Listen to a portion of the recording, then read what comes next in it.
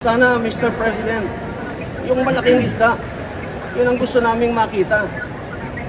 Yung talagang pasimuno ng malaking nakawan. Wala. There is no denying it. Merong nagnakaw. So, nandito kami ngayon para salubungin yung pagdating sana ni Major General Pokis galing sa abroad. Ito lang ang masasabi ko kasi meron siyang warrant of arrest.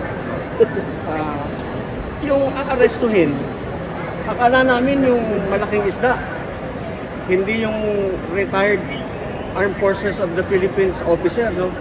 Ito lang. Retired officer si General Pokis. General officer. Bemedaled officer ng Armed Forces of the Philippines. Tapos kakasuhan nila ng inciting to sedition, inciting to rebellion. Kailangan ba namin guluhin ang taong bayan para gawin namin yung kinatatakutan nila maaaring mangyari?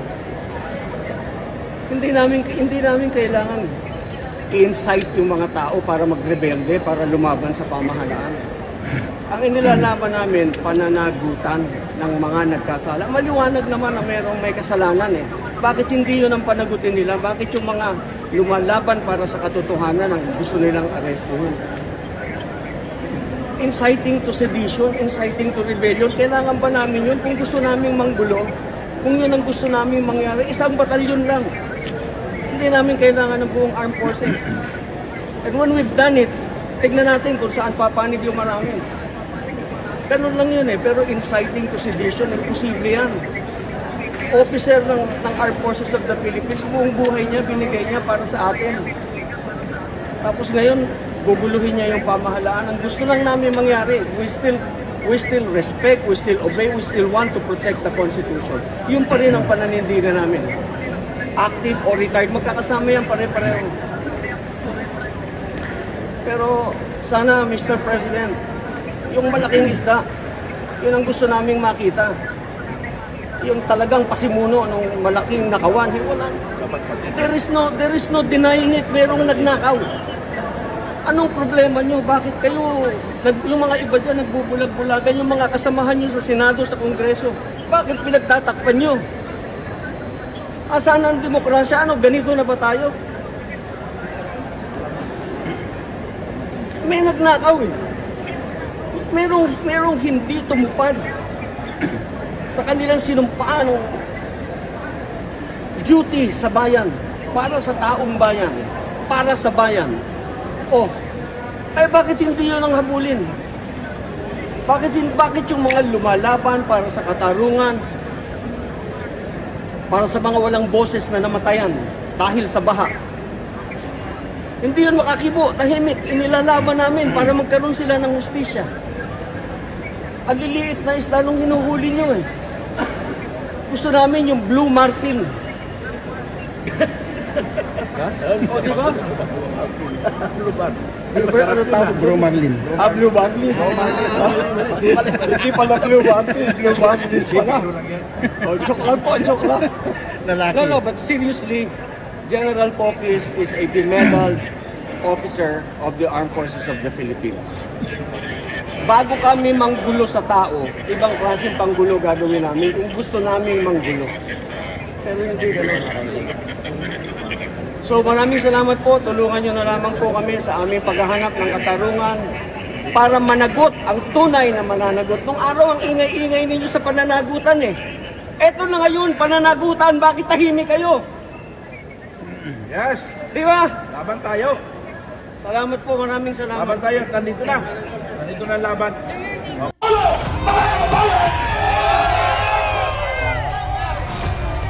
Tayo ay nangitlog! Tayo ay inagtasilan ng taong ating binoto, ginalan! Kaya ngayon, mga kababayan, klaro-klaro, itatawanan ko sa General Romeo Private, General Staff ng Armed Forces of the Philippines, mag-withdraw ka ng support sa inyong Commander-in-Chief, hindi sa karaming sama sa taong bayan. Hindi lang siya dapat mag-resign. Tabihin mo sa kanyang mga taong bayan. Tayo, you are fired, Mr. President, Mr. Marcos, you are fired. You can resign. Muli, sa ating mga kapulisan, sa ating mga sundaloan, ang ating General Staff, ang inyong Commander-in-Chief ay hindi lamang magtatakaw.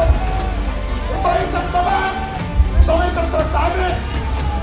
Kaya dapat siya ay ating tanggalin, alisin, at ikulong ang kababayan. Mga kasama, ito po, atas po tayo. Hindi pa ho tapos ang mangyayari ngayon. Una ho sa lahat, pasalamatan natin si Senador Amy Marcos sa kanyang mga sinambit na pananalita. Nananawagan po kami sa lahat ng ating mga kababayan na malapit dito, na pumunta, makiisa, makibahagi sa ating pakipaglaban.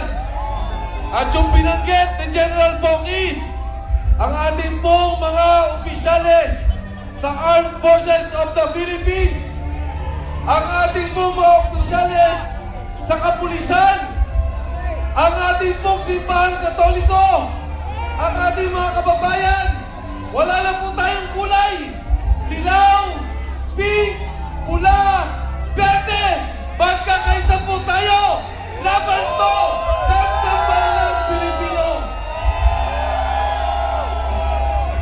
Attorney Harold Respicio.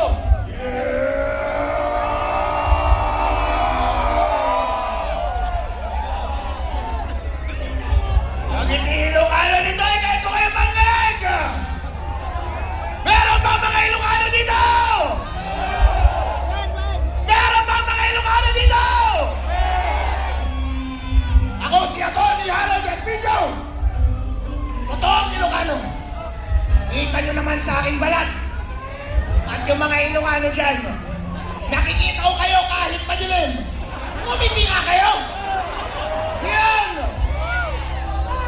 Ang sabi nila, meron daw solid north. Ako na mismo ang nagsasabi sa inyo, ang solid north, narito na sa EDSA!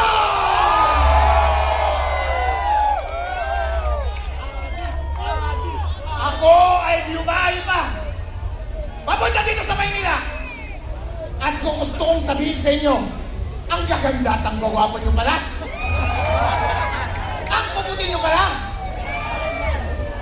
Pero iisa lang ang ating damdamin. Naskam tayong lahat. Naskam ba tayo? BBM, noong una ikaw ay nangangampanya, lag ka namin. Dahil sa wakas, ibabalik mo ang dignidad ng mga Ilocano. Ilang dekada, kami ay nahihiya. Dahil kapag sabihing Ilocano, sino ang maririnig ko ng politiko na malakas? Maraming konti. Marcos! Ang ilang mahabang panahon, kahiya na aming ginagawa! Kaya nung ikaw ay bumalik, binigyan ko kami ng pag-asa. Noon yun, nagbulag-bulagan kami kung ano man ang naging pagkukulang ng iyong pamilya. Hindi namin pinansin dahil iniisip namin, siguro hindi na magagawin ito. Siguro hindi na magagawin yung ginawa ng tatay niya. Eh, medyo magaling magsalita ng muna, hindi ba? Napaka-articulate. Kaya lahat ng mga Ilocano sumama sa kanya. Pero hindi natin nalilain. Sabi nga ni Ayon kanina, nag-transulit pala! Totoo, Idol! Kaya pala, pagkatapos mong manalo, hindi ka na namin narinig yung lakas ng iyong hila, ng lakas ng iyong politika. Biglang nawala nung ikaw ay umupo na. Sino ang aming nakikita mo ka? Si Tambaros Laos! Hindi yan ang sinuportahan natin! Lahat ng ginawa kanila, lahat ng ginawa nila, puro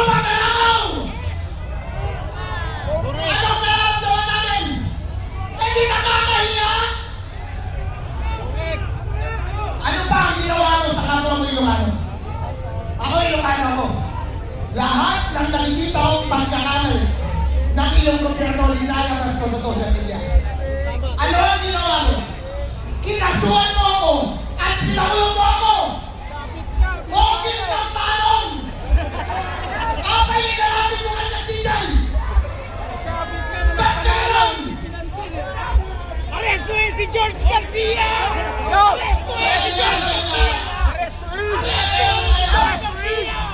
Si George Garcia! Na hindi kasalanan ni Marcos. Si George Si Bongo Garcia! Marcos. Pero bossing, sa sobrang mahal mo, hindi mo na nababatayan ng tao mo. Kasalanan mo yan! Kung hindi ka gumagawa ng trabaho mo, dapat mamasang manatili sa pwesto, hindi na!